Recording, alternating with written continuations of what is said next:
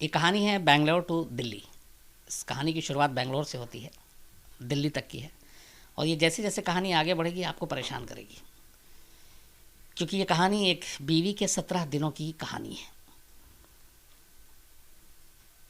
Bangalore railway station से शुरू होती है कहानी और मुंबई में आकर ख़त्म होती है, लेकिन फिर पूरी तरह से जो ख़त्म होती है वापस बेंगलोर में ही ख़त्म होती है। 7 अक्टूबर 2011 तारीख, जगह मुंबई, बेंगलोर रेलवे स्टेशन। तानिया नाम की एक लड़की, जिसकी हाल में शादी हुई कुछ वक्त पहले ही साहिल से। साहिल बेंगलोर में ही काम करता था। दोनों हस्बैंड वाइफ खुश, शादीशुदा ज़िंदगी इनकी अच्छी चल रही थी। इसी बीच में ऑफिस के किसी काम से साहिल को मुंबई भेजा जाता है किसी असाइनमेंट पर। तो साहिल मुंबई पहुंचता है और मुंबई जाने के बाद वो अपना काम ख़त्म करता है और उसे लगता है कि उसका काम ख़त्म हो गया। तो फिर वो सोचता है कि काम ख़त्म हो गया है तो क्यों ना तानिया को भी थोड़ा मुंबई घुमा दें, वक्त है। तो वो मुंबई से बेंगलोर फ़ोन करता है तानिया को और कहता है कि तुम मुंबई आ जाओ और हम लोग मुंबई घूमते हैं, उसके साथ वापस बेंगलोर लौट चलेंगे। तो तानिया भी खुश हो जाती है कि चलो पति के साथ रहने का मौका मिलेगा, मुंबई भी घूम लेंगे। तो 7 अक्टूबर 2011 को तानिया बेंगलोर रेलवे स्टेशन पहुंचती है। ऑलरेडी रिजर्वेशन था उसका। ट्रेन में बैठती है। ट्रेन तय वक्त पर बेंगलोर रेलवे स्टेशन से रवाना हो जाती है। जिस जगह पे तानिया का बर्थ था उसके सामने दो और लोग बैठे हुए थे, उनका भी रिजर्वेशन था।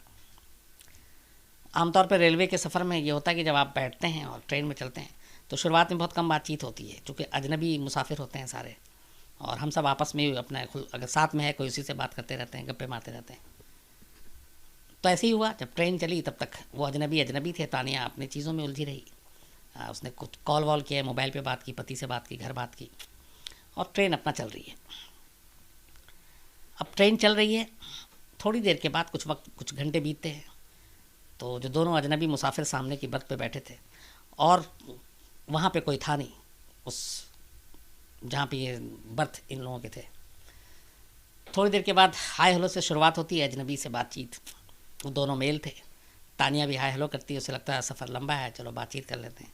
तो थोड़ी बहुत बातचीत होती है, वक्त बीतता जाता है, कई घंटे गुजर जाते हैं। फिर वो बातचीत इधर उधर की होती रहती है अजनबी और इन दोनों के बीच में। कुछ वक्त बीतता है। बेंगलोर बहुत पीछे छूट चुका था, मुंबई करीब आती जा रही है। मुंबई अब ज़्यादा दूर नहीं है और बेंगलोर पीछे रह गया।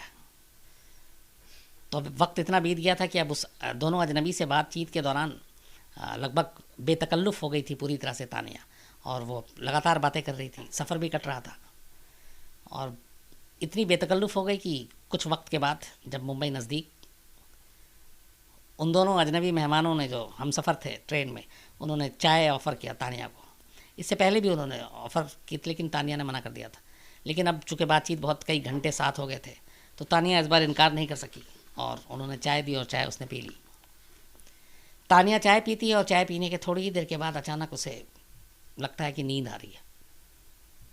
उसके बाद वो सो जाती है। सोने के बाद कुछ घंटे बीतते हैं। तानिया की नींद खुलती है और जैसे ही वो नींद खुलती है तब भी वो नींद बेहोशी की हालत में थी, पूरी तरह होश में नहीं थी। लेकिन नींद खुलने के बाद उसे इतना एहसास हो गया कि वो ट्रेन में नहीं बल्कि किसी कार में है। जो भी जिस होश को संभाल कर उसने आसपास देखा तो उसने देखा कि हाँ वाकई मैं ट्रेन में नहीं हूँ, एक कार में है, और वही दोनों अजनबी मुसाफिर उस कार में उसके साथ मौजूद, और साथ में एक ड्राइवर। ये कुछ कहना चाहती थी, विरोध करना चाहती थी, लेकिन बोल नहीं पाई। और फिर उसकी आंखें जो है वो लगभग नींद बेहोशी की हालत में थी। बट उसे ये पता चल गया था कि जो थोड़ा बहुत उसका जहन काम कर रहा था कि वो कहीं फंस चुकी है। उसे ट्रेन में होना चाहिए था, लेकिन वो इस वक्त पता नहीं कैसे कार में है, कहाँ है, क्यों है, कहाँ जा रही है। इसी उधेड़बुन के बाद थोड़ी देर के बाद उसे थोड़ा सा और होश आता है, तो वो बोलने की हालत में होती है। तो फिर वो बोलती है कि मैं कार में क्यों हूँ और मुझे छोड़ दो, मुझे जाने दो। तो वो जो दोनों अजनबी मुसाफिर थे पहली बार अपना रंग दिखाते हैं और उसके बाद कहते हैं कि तुम्हें जान से मार देंगे अगर तुमने शोर शराबा किया। कार का ड्राइवर भी शायद उनका अपना था, मिला हुआ था। और इसके बाद वो डर जाती है। डरने के बाद खामोश हो जाती है, जान का भी खतरा था। फिर थोड़ी देर के बाद मुंबई की एक जगह पे कार रुकती है और वो दोनों उस तानिया को लेकर एक घर के अंदर दाखिल होते हैं और घर में ले जाते हैं। उस घर में जाने के बाद तानिया को जब पहली बार वहाँ पहुँची और उसने वहाँ का मंजर और माहौल देखा, उसे एहसास हो चुका था कि वो कहाँ आई है। दरअसल वो जो दोनों अजनबी मुसाफिर थे, उन्होंने तानिया को जो चाय पिलाई थी उसमें बेहोशी की दवा थी और उससे वो बेहोश हो गई और मुंबई आने में कुछ घंटा बाकी था। उसके बाद ट्रेन मुंबई पहुंचती है। नीम बेहोशी की हालत में तानिया को वो दोनों सहारा देकर गाड़ी से इस तरह से बाहर लेकर आते हैं जैसे कोई देखे तो लगे कि ये तीनों साथ हैं, तीनों रिश्तेदार हैं और कुछ तबीयत ठीक नहीं है। तो वो सहारा देकर गाड़ी में लाया, बाहर पहले से गाड़ी और ड्राइवर मौजूद था। और उसके बाद वो जब लेकर आते हैं और जिस घर की मैं बात कर रहा हूँ उस घर का मंजर और माहौल देखकर इसलिए उसे एहसास हो गया क्योंकि वो एक रेड लाइट एरिया था और उस रेड लाइट एरिया का एक वो घर था। उसके बाद थोड़ी देर के बाद तानिया को वहाँ पे एक औरत के हवाले कर वो दोनों वहाँ से चले जाते हैं। उनके हाथ में 45,000 रुपये थे जो उस लेडी ने दिया था, जो उस कोठे की मालकिन थी। तो तानिया की आंखों के सामने देखते ही देखते तानिया 45,000 रुपये में बिक चुकी थी। और वो दोनों दरअसल कोई नहीं थे, वो एक तरह के वो दलाल थे जो ट्रेन में, बस अड्डे में सिर्फ घूमा करते थे और ऐसी अकेली लड़कियों को, औरतों को वो देखते, उनके साथ दोस्ती करते और उसे किसी बहाने से, धोखे से लाकर रेड लाइट एरिया में बेच देते थे। यही तानिया के साथ हुआ था। अब तानिया मुंबई के एक बदनाम कोठे में कैद, दोनों दलाल उसे बेच कर चले गए। उसके पास उसका मोबाइल नहीं, वो पहले ही ले लिया गया सब कुछ। अब वो तमाम गिड़गिड़ाती रही, मिन्नतें करती रही, रोती रही कि मुझे छोड़ दो, अपने पति साहिल के बारे में बताती रही।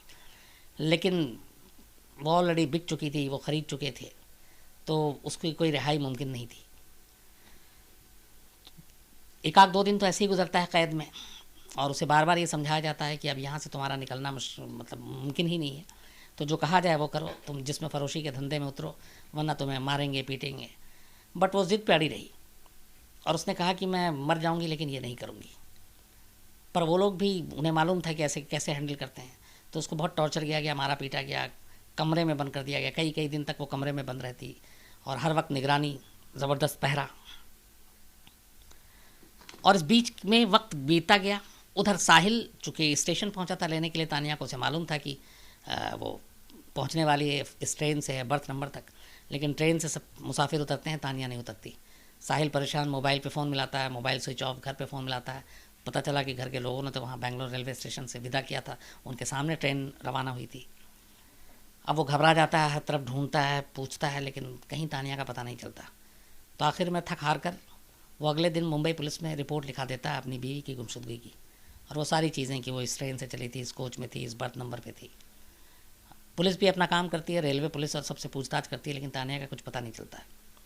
इस बीच धीरे धीरे वक्त गुजर रहा है और तानिया के ऊपर उधर लगातार जुल्म ढाए जा रहे हैं और उसे कहा जा रहा है कि उसे ये काम करना है और लगातार उसके ऊपर टॉर्चर, धमकियाँ, मारपीट सब हो रहा है। लेकिन तानिया अपनी ज़िद पे अड़ी हुई थी। करते करते करीब 15 दिन बीत जाते हैं। जो घर की, उस कोठे की मालकिन थी, वो उसको लगातार धमका वमका कर सब कुछ भूखा रखना, सब जितने जुल्म ढा सकते हैं वो किया। 15वें दिन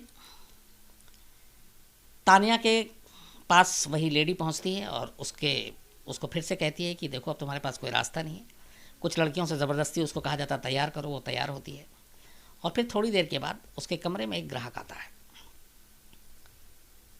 और बाकायदा धमकी देके कि अगर तुमने कुछ उल्टा पुल्टा किया तो तुमको मार देंगे क्योंकि तुम्हारे ऊपर पैसे खर्च किए।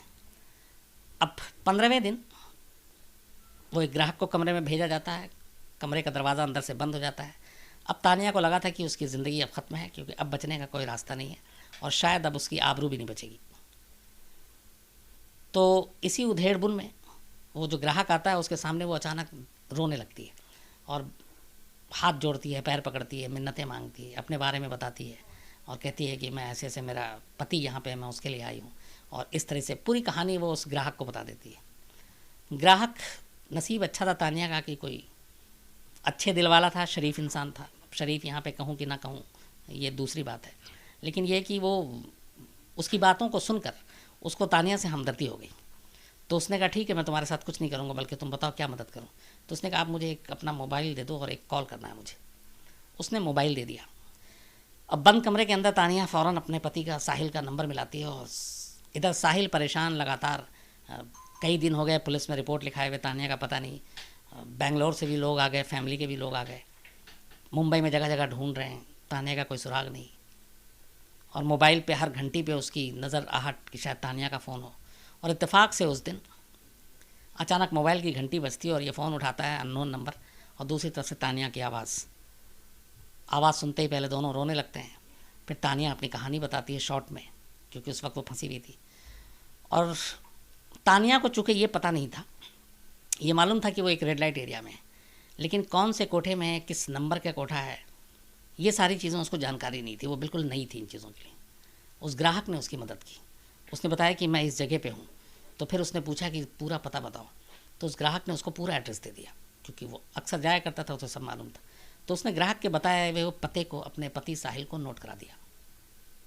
साहिल ने उसको हौसला दिया कि तुम जहाँ इतना तुमने बर्दाश्त किया, रुको बस, मैं तुमको अभी वहाँ से निकलवाता हूँ, छुड़वाता हूँ। ये कह के फ़ोन काटता है। फ़ोन रखने के बाद अब साहिल के दिमाग में अचानक एक कशमकश थी कि अगर वो पुलिस को बताए और गलती से पुलिस को खबर हो और कोठे तक ये बात पता चल जाए, तो तानिया को वो लोग नुकसान पहुंचा सकते हैं। और अगर वो ना बताए, देर करे, तो हो सकता है तानिया को उस ठिकाने से कहीं और नए ठिकाने पे ले जाएं, फिर उस तक पहुंचना मुश्किल हो जाएगा। तो इस उधेड़-बुन में थे कि क्या करे। ऑलरेडी रिपोर्ट पहले लिखाया हुआ, पर पुलिस को फ़ोन करने का उसको लगा था कि थोड़ा जोखिम भी हो सकता है, ख़तरा हो सकता है, और ना बताए तो तानिया इधर से उधर जा सकती है। इसी उधेड़-बुन के बीच अचानक उसने सोचा कि न पुलिस को बताते हैं और न कुछ और करते हैं। उसके दिमाग में एक प्लान आया। उसके बाद वो सीधे उस बताए हुए पते पर खुद अकेले पहुंच जाता है, बिना पुलिस को इन्फॉर्म किए हुए। और कमाल देखिए, मतलब इसे आप क्या कहेंगे कि एक पति अपनी बीवी को बचाने के लिए एक कोठे पे ग्राहक बनकर पहुंचा, और अब वो उसी कोठे पे पहुंचा, एड्रेस उसके पास था। वहाँ जाने के बाद वो कोठे की मालकिन आती है, ये अपने आप को ग्राहक ही शो करता है। उसके सामने एक एक कर सारी लड़कियाँ पेश की जाती हैं, वो सबको रिजेक्ट करता जाता है, क्योंकि उसकी नज़र उसकी अपनी बीवी तानिया पर थी कि वो आए तो कहें। धीरे धीरे जितने कोठे की लड़कियां थीं वो लगभग मना करता गया, और इस बीच में वक्त हो चुका था, काफ़ी देर हो गई थी इसको वहाँ से पहुँचने में और तानिया से बात करने में। तो वो जो तानिया का उस वक्त हमदर्द बनकर जो ग्राहक आया था वो जा चुका था। तानिया अब अकेली थी। तभी कोठे की मालकिन फिर तानिया को बुलाती है, और साहिल इसी उम्मीद पे था, इसी इंतज़ार में था कि तानिया आए। वो तानिया को देखता है, फिर दोनों कमरे में चले जाते हैं। दरवाज़ा फिर से बंद होता है। जाहिर सी बात है, दोनों पहले बहुत देर तक रोते हैं, क्योंकि 17 दिन के बाद एक पति पत्नी की मुलाकात, वो भी ऐसे माहौल में और ऐसी जगह पर। अब ये था कि वहाँ से निकला कैसे जाए, क्योंकि ये इलाका, ऐसी जगह बड़ी ख़तरनाक होती हैं। फिर यहाँ पे साहिल ने अपना दिमाग चलाया। उसने कमरे के अंदर से पुलिस कंट्रोल रूम को मुंबई के फ़ोन किया, और उसने पूरी कहानी बताई कि ऐसे ऐसे मेरी बीवी है जिसको यहाँ लाया गया, मैं इस रूम में हूँ, इस कमरे में हूँ, इस कोठे नंबर पे हूँ, और मैं ख़ुद ग्राहक बनकर आया हूँ, और आप मदद कर दीजिए। इत्तेफाक से पुलिस ने फ़ौरन एक्शन लिया। पुलिस कंट्रोल रूम ने लोकल पुलिस को फ़ौरन खबर की। गाड़ियाँ पहुँचती है, कोठे पे दबिश डाली जाती है, और आखिरकार दबिश डालते डालते पुलिस की टीम हर कमरे को खंगालते खंगालते उस कमरे तक जा पहुँचती है जिसके अंदर साहिल और तानिया थे। उन दोनों को वहाँ से रिहा कराया जाता है। और अच्छी बात ये थी कि इनकी रिहाई के साथ उस कोठे से और भी उस दिन बहुत सारी तानिया को रिहा कराया गया था, जो नाबालिग भी थीं, जिन्हें ज़बरदस्ती वहाँ रोका गया था, जिन्हें कई महीनों से वहाँ पे ग़ुलाम की तरह रखा गया था। तो खैर, तानिया और साहिल दोनों उस कोठे से निकलते हैं। तानिया 15 दिन के बाद एक रेड लाइट एरिया से आज़ाद होती है, अपने पति के पास वापस लौटती है। दोनों पति पत्नी फिर, उनके जहन में ऐसा ये छप जाता है सारी चीज़ें कि ये बाकी सारी कार्रवाई के बाद वो फ़ौरन बेंगलोर की अगली ट्रेन पकड़ते हैं और वापस अपने घर आ जाते हैं। और उसके बाद हम लोगों ने पता करने की भी कोशिश की थी, इस इंसिडेंट के कई साल बाद भी। दोनों वाकई खुश हैं, लेकिन हाँ, मुंबई के नाम पे आज भी तानिया डर जाती है सुनकर।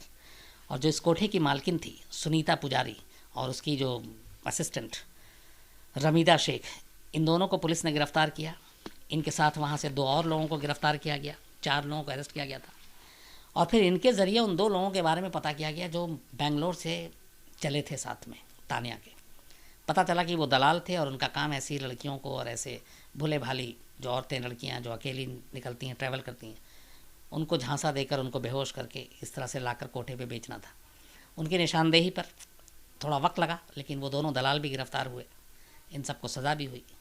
लेकिन सबसे खुशी की बात यह थी कि तानिया बाहिफाजत अपनी आबरू के साथ वापस अपने शौहर के पास, अपने पति के पास लौटती है, और दोनों आज भी बेंगलोर में बहुत हंसी खुशी अपनी ज़िंदगी गुजार रहे हैं। ये थी कहानी जो मुझे लगा था कि आप लोगों के साथ शेयर इसलिए भी करना चाहिए कि इस कहानी में बहुत सारे लेसन भी हैं, मैसेज भी है। एक तो ये है कि अगर आप अकेली जा रही हैं तो कभी कितना भी आप किसी अजनबी के साथ बेतकल्लुफ़ हो जाएं, खाने पीने की चीज़ बिल्कुल मत लीजिए, क्या पता कब कहाँ क्या हो जाए, और ये बार बार कहा जाता है, तो ये कभी नहीं